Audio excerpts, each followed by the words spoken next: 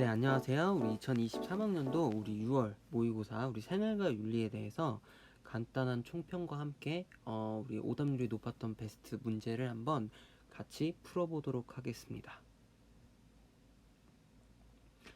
네, 일단 우리 문제를 보기에 앞서서 우리 많은 분들도 조금 느끼셨겠지만 사실상 문제 관련해서 되게 까다롭거나 혹은 몇몇 주요 깊게 봐야 될 선지가 있긴 했지만 막 어려운 난이도에 속한 문제는 아니었다고 생각을 합니다. 그래서 전체적으로 지금 쉬운 난이도에 그리고 등급컷 또한 그렇게 형성이 되어 있고요. 그렇게 앞서 말씀드렸던 것처럼 이번에서도 이 오답률 베스트 문제를 보면서 우리 한번 같이 주요 선지에 대해서 우리 꼼꼼히 봐야 할 선지들이 있어요. 그래서 그것들을 한번 같이 볼 거고, 그로 인해서 이제 9월 우리 수능까지의 시간이 남아 있는데 그 시간을 어떻게 보내야 할지, 내가 어느 지금 단원이나 뭐 룰스면 룰스, 뭐 노직이면 노직 관련해서 어느 사상가의 입장이 부족한지에 대해서 각자금 깨달으셔서 이런 것들을 대비하고 준비해야겠다 라고 계획을 세우셔서 우리 공부를 했으면 좋겠습니다. 네, 그럼 19번 문제부터 보도록 하겠습니다. 이게 가장 오답률이 높았던 문제였는데요. 3점짜리 문제는 아니었지만 아마 여기 니은 요 선지 때문에 우리 많은 학생들이 헷갈렸던 것 같아요. 그래서 선생님이랑 일단 같이 보면 가불병 사상가들의 입장을 나 그림으로 표현할 때 A에서 D에 해당하는 적절한 진술만을 보기에서 있는 대로 고른 것은 이라고 물어봤고요. 이 벤다이어그램은 우리 많은 학생들도 익숙하셨을 것 같은데 일단 갑을병 사상가들부터 한번 파헤쳐 보도록 하겠습니다. 먼저 갑은요, 어떤 존재가 고통과 즐거움을 경험할 수 있는 능력이 있는지 없는지를 우리가 그 존재들의 이익에 관심을 가질지 여부를 판가름하는 유일한 경계다라고 이야기를 해서요. 어떤 존재의 고통과 즐거움을 경험할 수 있는 능력에서 우리는 쾌고감수 능력을 뽑아냈어야 됐고요.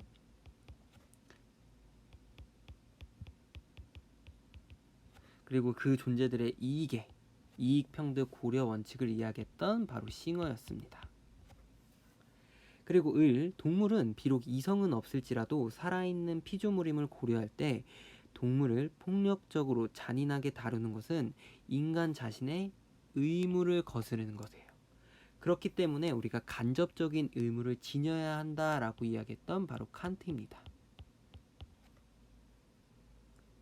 마지막으로 대지윤리는 인류의 역할을 토지 공동체의 정복자에서 평범한 구성원으로 변화시키며 동료 구성원에 대한 존중을 필연적으로 수반한다 라고 해서요. 여기 대지윤리 힌트를 보면서 바로 생태중심주의의 레오폴드구나 까지 알아볼 수 있었습니다.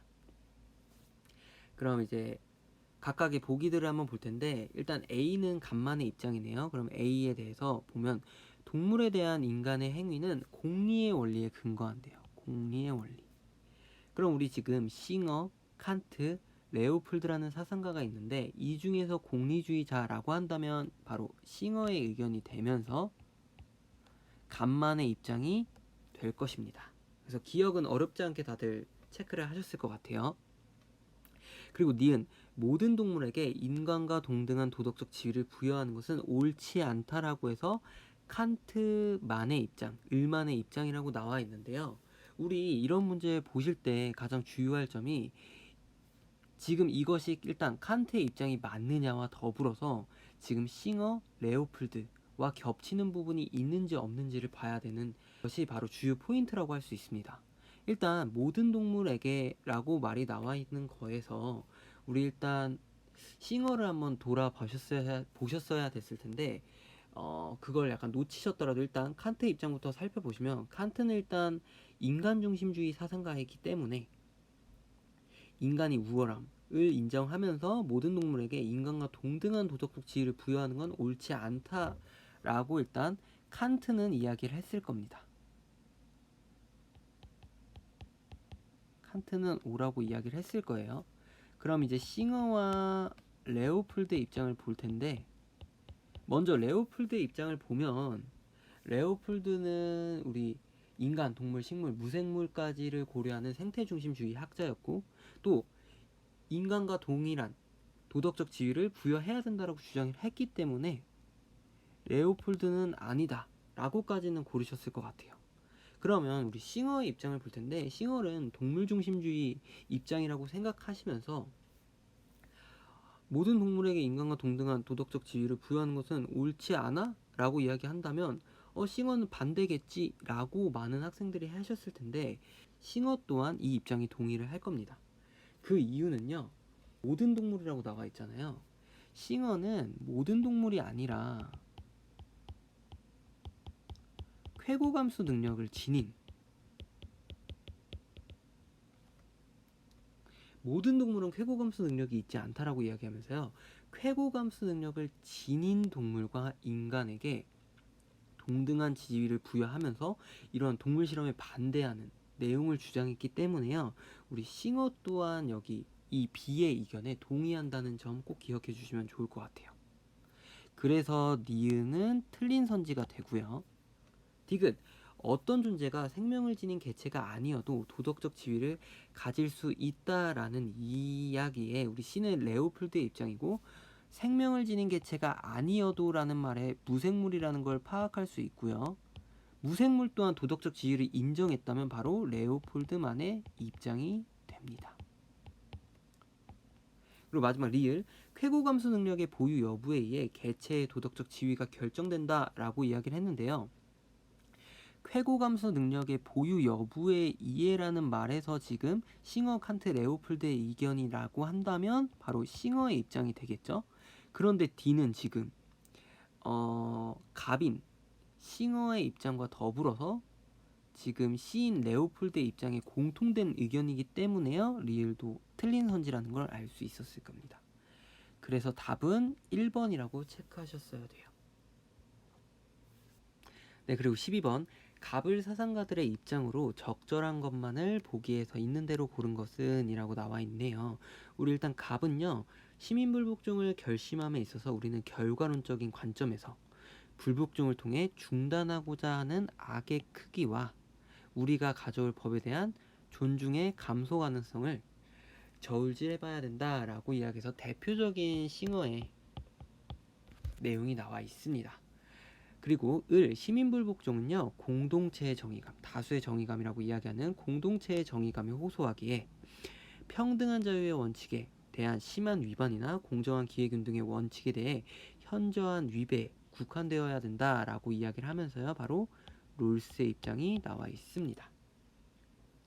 이것도 일단 기억부터 보시면, 기억 갑 시민불복종은요, 불법 행위이지만 법치를 존중하는 행위이다라고 이야기를 하고 있는데요.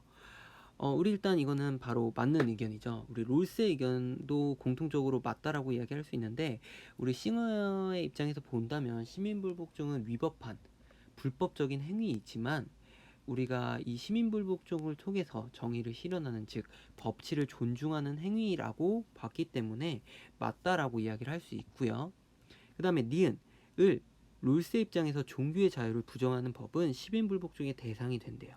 이것도 맞는 섬지입니다. 왜 그러냐면요, 종교의 자유 또한 우리 평등한 자유의 원칙에 위배되는 법이기 때문이에요. 그래서 우리 위에 을에 대한 내용에서도 좀 더 보시면, 여기 평등한 자유의 원칙에 대한 심한 위반이나 이렇게 된다면 우린 시민불복종을 저지를 수 있다라고 이야기를 했기 때문에 이 종교의 자유 또한 평등한 자유의 원칙에 들어가는 것이기 때문에 이걸 부정한다면 시민불복종의 대상으로 우리는 여겨야 된다라고 이야기하시면 될 것 같습니다. 그 다음에 디귿입니다. 부정의한 법을 변혁하고자 불가피하게 다른 법을 위반하는 시민불복종은 정당화될 수 있다라고 이야기를 합니다. 이 디귿 성지가 굉장히 중요했습니다. 왜냐면요, 이전에는 이 디귿에 대한 내용을 물어보는 선지가 나오지 않았었기 때문인데요. 그래서 우리 많은 학생들이 아마 여기서 혼란을 느끼셨을 것 같아요. 일단 우리 부정한 법을 변형하고자 불가피하게 다른 법을 위반할 수 있다라고 롤스는 이야기를 합니다. 그걸 직접적인 시민불복종과 간접적인 시민불복종, 이걸 두 가지를 이야기를 하는데요. 우리가 직접적인 시민불복종이라고 한다면 우리가 그 법을, 그 항의를 하고 싶은 그 법을 직접적으로 어기면서 시민불복종을 하는 행위를 이야기한다면, 간접적인 시민불복종은 우리가 부정의하다고 여기는 그 법이나 정책을 어기지 않고 다른 법을 어기면서 우리가 시민불복종을 통해서 정의를 실현하는 방식을 이야기합니다. 이것에 대해 대표적인 예로 반역죄를 이야기를 했어요. 이 반역죄를 이야기할 때 선생님이 쉽게 이야기한다면, 이런 잘못된 반역죄에 우리가 직접적으로 어기게 된다면, 그러면 사형에 처한다라고 이야기를 한다면, 우리가 이 법을 어기면서 시민복종 하는 건 좋겠지만 실질적으로 우리가 죽음을 처하게 된다면 의미가 없다라고 여길 수도 있겠죠. 그렇기 때문에 우리 롤스 또한 이러한 반역죄와 관련해서 이 대신에 우리는 자신의 처지를 드러내는 방식으로서 교통법규나 비행에 관한 법을 어길 수도 있다라고 원전에서 이야기를 하거든요. 그래서 이 대신에 교통법규나 비행에 관한 법을 어긴다고 보시면 될 것 같아요. 그렇기 때문에 이 디귿 선지도 정답이 되는데요. 우리 일단 직접적인 시민불복종과 더불어서 이렇게 간접적인 시민불복종의 형태를 취할 수도 있다. 그 예로 우리 반역죄 같은 예를 들었고, 이 반역죄와 관련해서 이 대신에 교통법규나 비행에 관한 이러한 법을 어기면서 행할 수도 있다라는 점을 우리 이제 다음 9월이라든지 수능에서도 충분히 나올 수 있는 선지이기 때문에 이런 내용에 대해서 대비하여야 된다 라고 꼭 기억해 주시면 좋을 것 같아요. 그 다음에 마지막 리을, 갑을 다수결의 원칙에 따라 민주적으로 제정된 법은요 시민불복종의 대상이 아니다 라고 이야기를 합니다.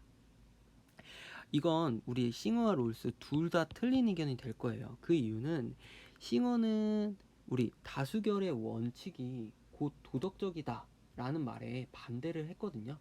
다수가 지지한다라고 할지라도 그건 도덕적으로 옳지 않을 수 있다는 점을 중요시했기 때문에 싱어는 다수결의 원칙에 따라 제정된 법에 대해서도 시민불복종이 가능하다라고 보시면 될 것 같고, 우리 롤스 또한 우리가 법에 대해서 이야기할 때 다수결의 원칙을 따랐다 할지라도 그건 불완전한 법일 수 있다라는 점을 강조했기 때문에요. 우리 싱어 롤스 두 사상가 모두 다 다수결의 원칙에 따라 제정된 법에 대해서 시민불복종의 대상으로 여길 수 있다라는 점을 이야기를 합니다. 그래서 답은 기역, 니은, 디귿의 4번 선지가 답이 될 수 있다라는 점 보시면 될 것 같습니다. 네, 우리 마지막 10번 가의 갑, 을병 사상가들의 입장에서 서로에게 제기할 수 있는 비판을 낙이름으로 표현할 때 A에서 F에 해당하는 내용으로 가장 적절한 것은 이라고 이야기를 하고 있네요. 우리 일단 갑부터 보시면 처벌 그 자체는 고통을 주므로 악이래요. 하지만 처벌이 더 큰 해악을 제거해 준다면 양적 공리의 원칙에 의해선 허용된다라고 이야기를 했기 때문에 우리 양적 공리주의자였던 바로 벤담의 의견이다라고 보시면 될 것 같고요. 그리고 형벌은 강도보다 지속성을 더 중시해야 된대요. 그렇기 때문에 사형은 한 시민에 대한 국가의 전쟁이므로 허용되어서는 안 된다라고 이야기를 하고 있고요. 이 사상가는 바로 베카리아입니다. 우리 베카리아는 사형의 강도라는 것보다 지속성에 대해서 이야기를 하면서 우리 종신노역형까지 기억을 해주시면 좋을 것 같아요. 이것이 더 범죄 예방 효과가 크기 때문에. 그리고 살인자는요 사형에 처해져야 된대요. 누구든지 그가 형벌을 받아야 할 행위, 그 범죄를 욕심내서 의욕했기 때문에 그 형벌을 받는 것이다 라고 이야기해서 바로 칸트라고 보시면 될 것 같아요. 그럼 우리 1번부터 보시면 우리 지금 A는 갑인 벤담이 지금 베카리아에게 이야기를 하고 있고요. 병은 칸트 이렇게 적어 놓으시고, 일단 벤담이 베카리아에게 형벌을 통해 행위를 통제하고자 하는 대상은 범죄자에 국한되어야 된다라고 이야기를 하는데요. 이 선지는 벤담에 의해서 잘못된 선지입니다. 우리 베카리아 의견도 잘못되어 있는데요. 그 이유는 우리 공리주의 관점에서는 크게 우리 교정적 정의, 즉 처벌과 관련돼서요. 일반 예방주의와 특수 예방주의를 이야기합니다. 우리 일반 예방주의라 한다면 우리가 처벌을 통해서 우리 일반인들도 저런 범죄를 한다면 저런 처벌을 당하는구나. 그럼 나는 그렇게 하지 말아야지. 라는 일반 예방주의와 함께 우리 특수 예방주의는 우리 형벌을 통해 범죄자를 교육하거나 또 범죄자가 다시는 또 그 범죄를 저지르지 못하도록 처벌을 통해 예방하는 것을 이야기한다라고 보시면 돼요. 그렇기 때문에 우리 범죄자에게 국한되어야 되는 게 아니라 일반인도 이야기를 하기 때문에 우리 1번 선지는 잘못됐습니다. 그리고 B. 형벌의 종류와 크기는 사회적 파급 효과를 고려하여 정해야 함을 간과한다라고 이야기했는데요. 우리 B는 이제 베카리아가 벤담에게 이야기를 하고 있는데 베카리아나 벤담 모두 공리주의자이기 때문에 사회적인 파급 효과를 당연히 고려하겠죠. 그래서 쉽게 지워주시면 될 것 같고, 그리고 3번 우리 C2 지금 칸트가 벤담과 베카리아에게 이야기를 하고 있습니다. 형벌은 사회적인 선을 촉진하기 위한 수단으로 가해질 수 없음을 간과한다라고 이야기하면서요. 바로 정답 선지가 될 것입니다. 그 이유는 우리 베카리아와 벤담은 공리주의 입장에서 사회적인 선을 촉진하기 위한 수단으로 가해질 수 있다라고 이야기했던 반면에 우리 칸트 입장에서는 응보주의, 즉 형벌은 그 자체로 범죄에 대한 응보여야 된다라고 주장을 했잖아요. 그렇기 때문에 사회적인 선을 촉진하기 위한 수단으로 가해질 수 없다라는 걸 간과하고 있어 라고 적절한 비판이 될 수 있을 겁니다. 그 다음에 4번 사형을 통해 지속적으로 공포인상을 주어 범죄를 예방해야 함을 간과한다 라고 이야기를 해서요. 일단 베카리아가 이야기를 하고 있고 칸트에게 비판을 하는 건데요. 지속적으로 공포인상을 주는 건 맞는데 그렇기 때문에 종신노역형을 해야 된다라고 주장했지 사형을 통해라는 말이 잘못됐기 때문에 우리 4번도 틀린 선지가 될 거고요. 마지막으로 5번 또한 형벌로부터 초래되는 해악은 형벌을 부과할 때 고려해야 될 사항이 아님을 간과한다라고 이야기를 했는데 우리 F 입장에서 벤담은 형벌로부터 초래되는 해악에 대해서 당연히 공리주의 입장이기 때문에 그것을 고려해야 되겠죠. 그에 대한 어떤 부작용이라든지 어떤 문제점이라든지 그런 잘못과 관련돼서 당연히 고려해야 된다고 이야기를 하기 때문에 일단 벤담의 입장에서 잘못되어서 5번도 틀린 선지가 될 것입니다. 네, 그래서 이렇게 주요 문제까지 풀어봤는데요.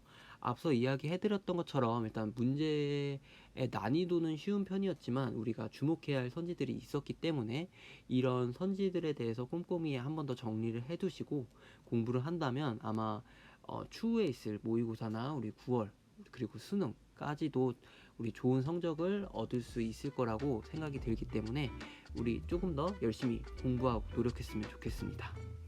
네, 그럼 복습 철저히 하고 다음 해설 강의에서 만나보면 좋겠습니다.